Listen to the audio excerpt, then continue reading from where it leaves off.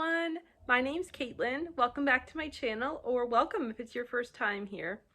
So, time got away from me in October, and I never wound up getting a September wrap-up filmed and uploaded. So I think what I'm gonna do is just do a double video and do a September wrap-up video and then film an October wrap-up as well once I get that completed, and then upload them together in one longer video. I hope that's okay. So I'm gonna jump right into my September wrap-up, and we'll see how it goes. Just jump right into it.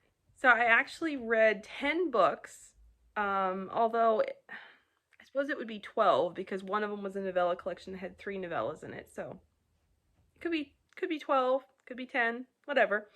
So I'm really happy with that. Several of them were audiobooks. So yeah, I'll just jump right in and share what I read. I probably won't go into too much detail about them, just because I know this video will be kind of long anyway, so trying to keep it as short as possible. So might be a little bit of a brief wrap up, but at least I'll be able to list off what I read and a little bit of what I thought of them. So here we go. First one that I read was All That It Takes by Nicole Deese. I got to buddy read this with the incredible and amazing Bailey at Bailey's Bookshelf, and that was so much fun. It was such a joy and a blessing to get to buddy read this with her. And yeah, this book, wow, this book is incredible. It absolutely deserves every bit of the hype. In my opinion, this book is going to be nominated for all the awards next year. It's beautiful, it's incredible, it's amazing. If you haven't read All That Really Matters and this one, you need to read. And you could read this one as a standalone, but it would definitely mean a lot more if you read All That Really Matters first, and All That Really Matters is amazing as well. So yeah, highly recommend both of them. You should read it ASAP. Next, I read a novella collection. Sorry, I'm looking down at my notes here so I keep track. It was a romance novella collection from Thomas Nelson. It's called This Time Around, and it was 3 second chance romance novellas from Denise Hunter, Melissa Ferguson, and Kathleen Fuller. And I listened to that on audiobook. It was good. I absolutely loved Melissa Ferguson's novella. It was hilarious. It made me laugh. It was delightful. I loved it. Denise Hunter's and Kathleen Fuller's novellas were good, but they were kind of just okay for me, so not going to say a whole lot about that. But I did really love Melissa Ferguson's novella and would highly recommend that one as well. And the other ones were good too, definitely worth reading. It was my first time reading Kathleen Fuller, so yeah, that was fun. Next, I listened to the audiobook of Betsy-Tacy by Hart Lovelace. I decided to do this because I was participating in the You Got Mail readathon that Chantal at Chantal Reads All Day hosted. And that was one of the categories in the readathon, was to read a Hart Lovelace book, because her books are mentioned in You've Got Mail.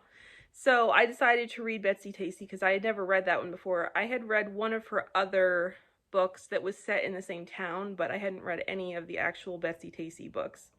And that was really fun. I really, really enjoyed it. It was a super fun story. All the little stories that the girls made up to tell each other were super, super fun. And it was a really enjoyable story. I really liked it a lot.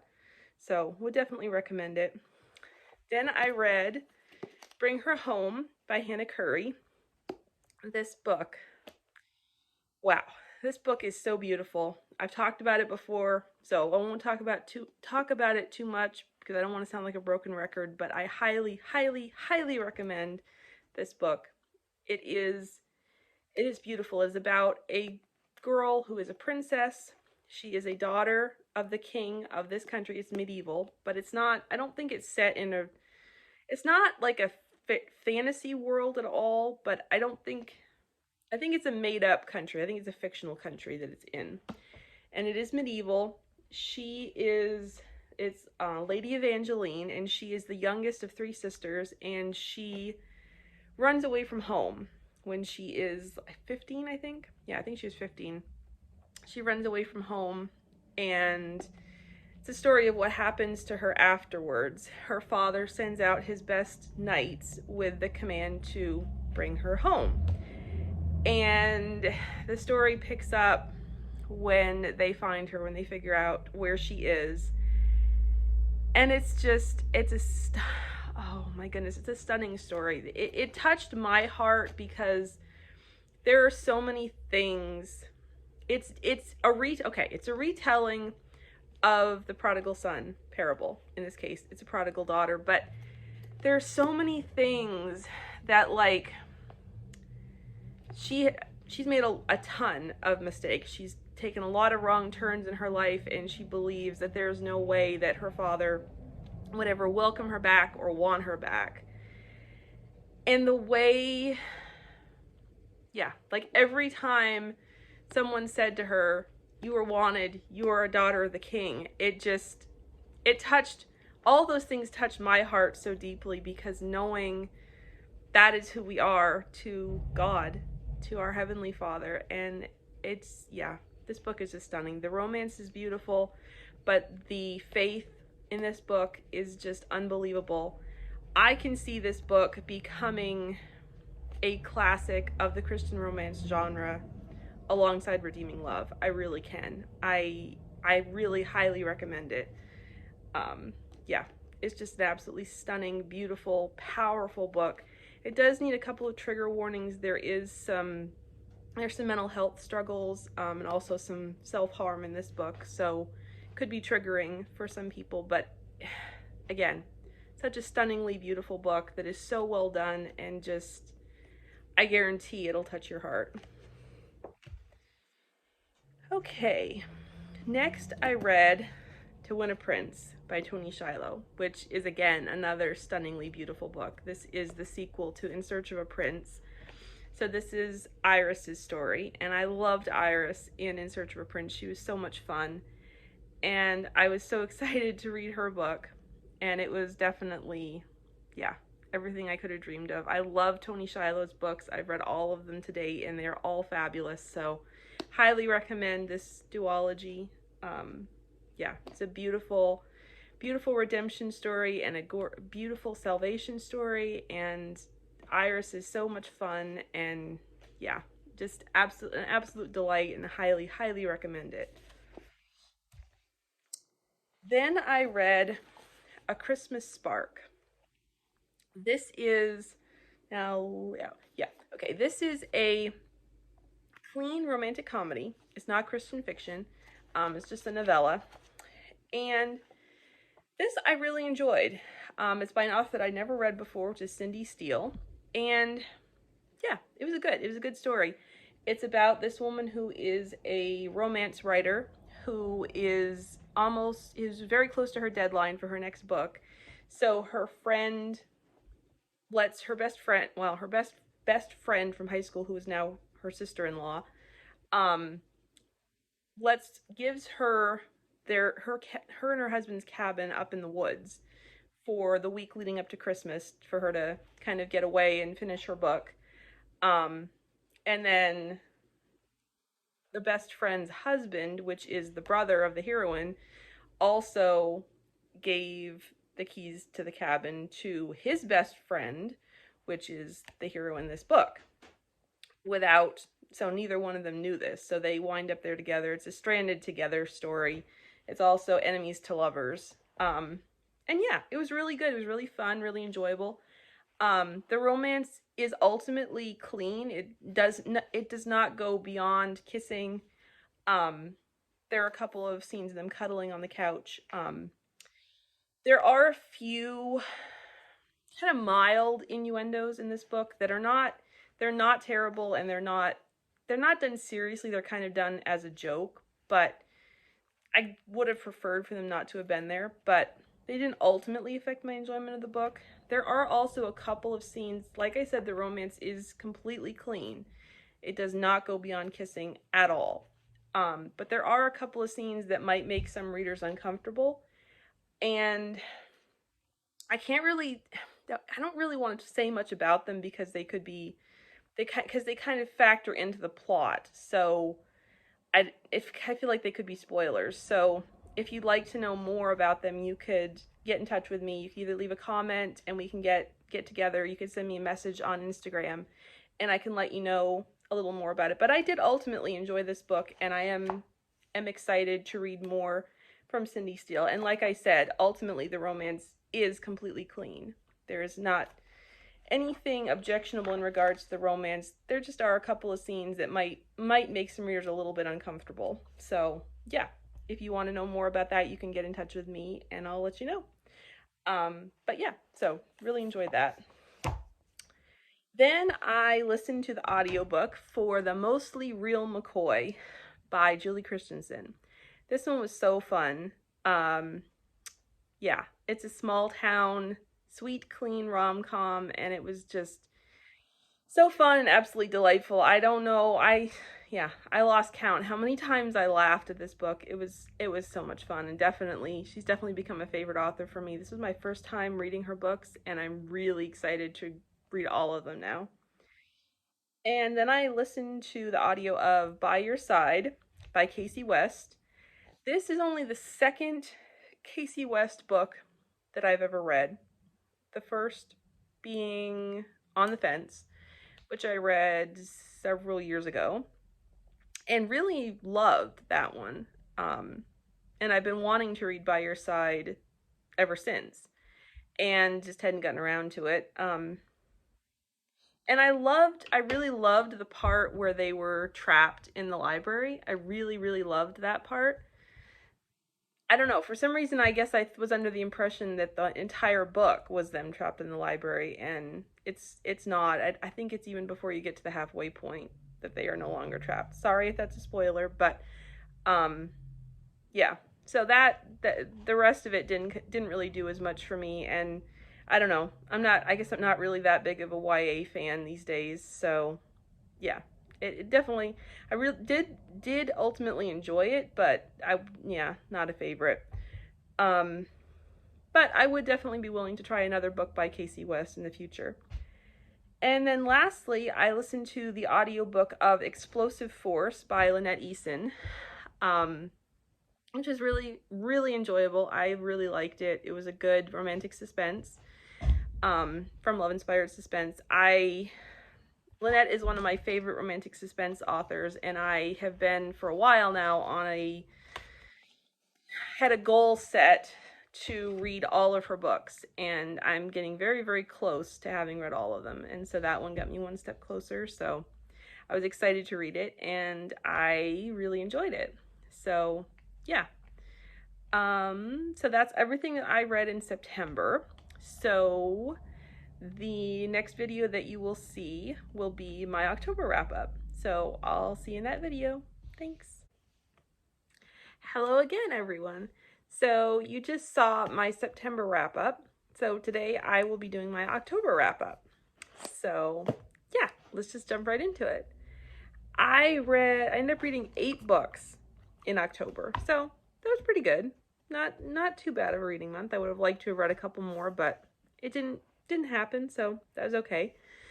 The first book that I read was Defending Honor by Kelly Underwood, and this is a Christian romantic suspense novel. It is book 3 in the Elite Guardians collection from Sunrise Publishing, which is a spin-off series of the original Elite Guardians series published a few years ago by Lynette Eason.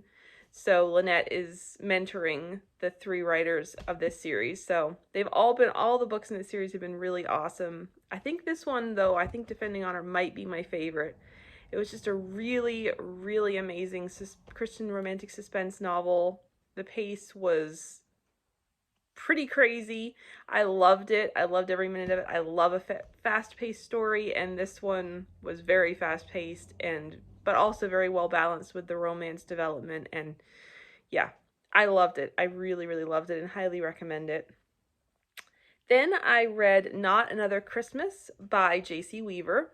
I actually got to beta read this one for the author, which was so fun. I always love getting that opportunity.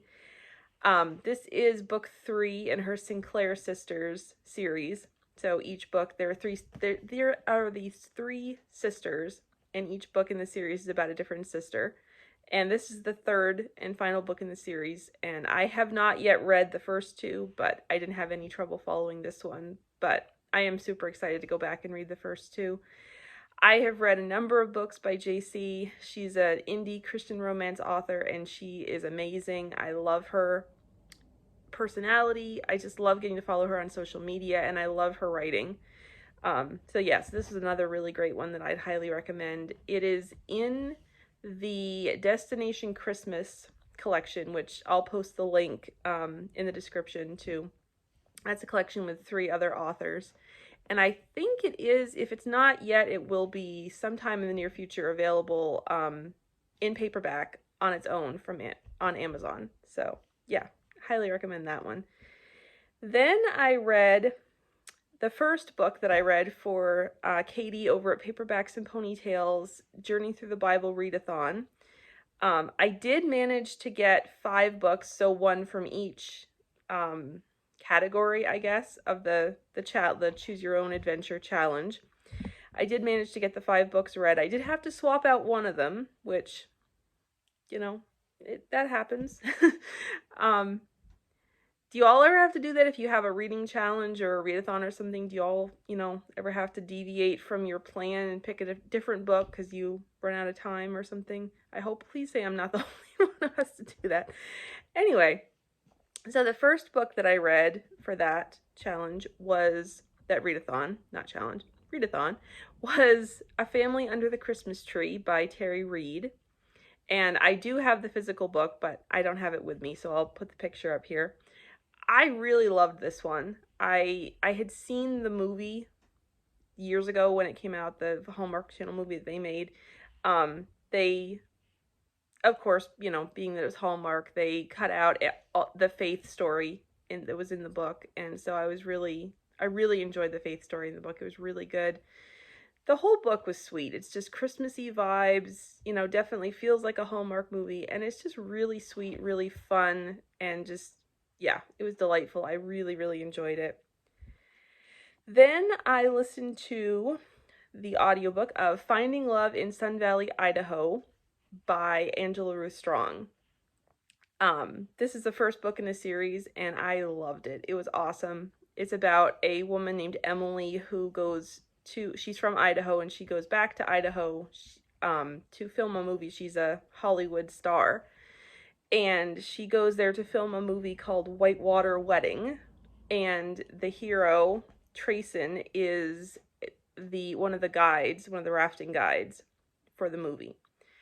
And it's their love story. They fall in love, but there's also a really beautiful, really wonderful faith story. All of Angela's books that I've read have had great faith stories in them, and yeah, I really love this one. I'm excited to continue the series.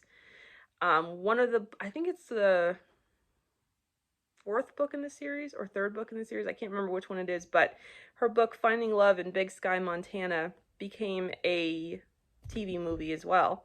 And I really love that one. So I'm excited to get to that book in the series as well. I'm excited to get to all the books in the series, but yeah, I highly recommend that you check out Angela Ruth Strong's books, and Finding Love in Sun Valley, Idaho was really awesome.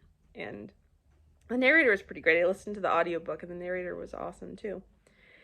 Then I read Someday Soon by Melissa Tagg, and this is a novella that is a companion to the Maple Valley series. And chronologically, it's set after Some Bright Someday, which is the 2nd book in the series, and it follows characters who were secondary characters in that 2nd book in the series. But you could read it as a standalone. It just...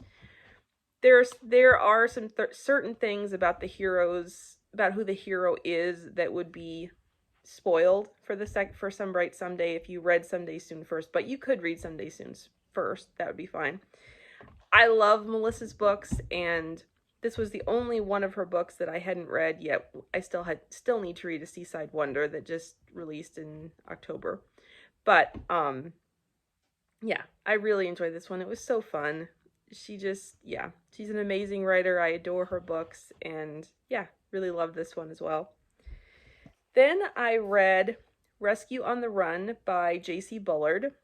And this was a really fun, exciting Christian romantic suspense from love-inspired suspense. And yeah, I really, really enjoyed this one. I've never read anything by J.C. Bullard before. I think she only has, 3 or 4 books out so far. But yeah, I really enjoyed this one a lot. It was a great adventure and yeah, tons of fun. If you like romantic suspense, this is definitely one to check out. Then I got to the one where I had to change out for a different book for the category. I was planning to read for the Where Are You Going category. I was planning on doing The Promised Land and reading a book that I had promised to read soon, or a book that I had promised to read, and that was Let It Be Me by Becky Wade. It was getting close to the end of the month, and I knew I wasn't going to have time to get to that one, so I ended up deciding to swap out and read a different book from my TBR stack that I'd been wanting to get to for a long time. And I ended up reading it for, I think it was the Garden of Eden, and it was a book with nature on the cover. I'm pretty sure it was the prompt. So I ended up reading Hidden Danger by Jennifer Pierce, and you can see there's mountains, there's fog, it looks like there might be some water back there, and there's tree branches and stuff, so it's got nature on the cover.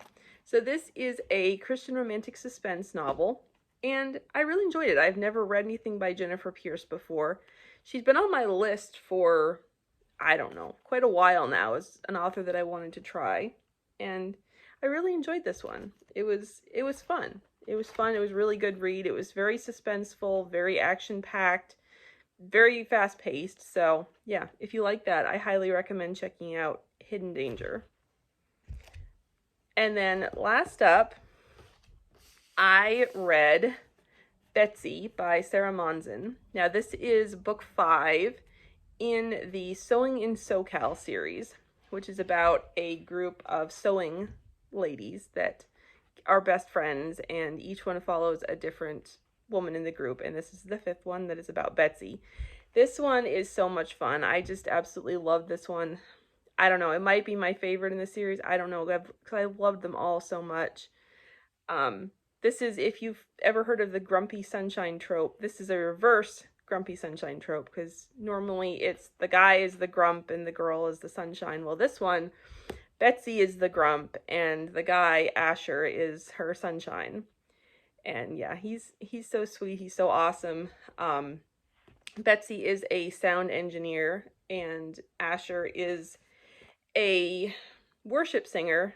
His name is Asher North, and he's the lead singer of a band called True North, and he is going on tour with his band and he needs a sound engineer, so he ends up hiring her to work for them on tour, and it's so fun. This is a Christian romantic comedy, and I highly, highly, highly recommend the entire series. They are so fun. They can stand alone. They don't have to be read in order. You could start here. The only thing that will be spoiled, the stories themselves stand completely alone. The only thing is, obviously, if you read one of the later books, you'll know who the ladies from the previous books, ended up with, who their love interests were. Because they appear in the subsequent books. But, I mean, you'd know that if you read the back of the book anyway. So, yeah, you could start anywhere. But I highly recommend, if you're a romantic comedy fan, you need to check out Sarah Monzon's Sewing in SoCal series, and also her Book Nerds and Boyfriends series. There were 3 novellas in that series, and they are all hilarious as well. So, yeah, highly, highly recommend this one. I loved it so much. So, yeah, so that's what I read in September and October. So, yeah, quite a few books, quite a few really, really awesome books, and really glad to get to share this video with you finally. I know it's long overdue, but yeah, that's what happens when time gets away from me. So yeah, I hope you enjoyed this video, and I would be so grateful if you would like and leave a comment and subscribe if you're not already. Thank you so much for watching, and I'll see you in my next video. Bye!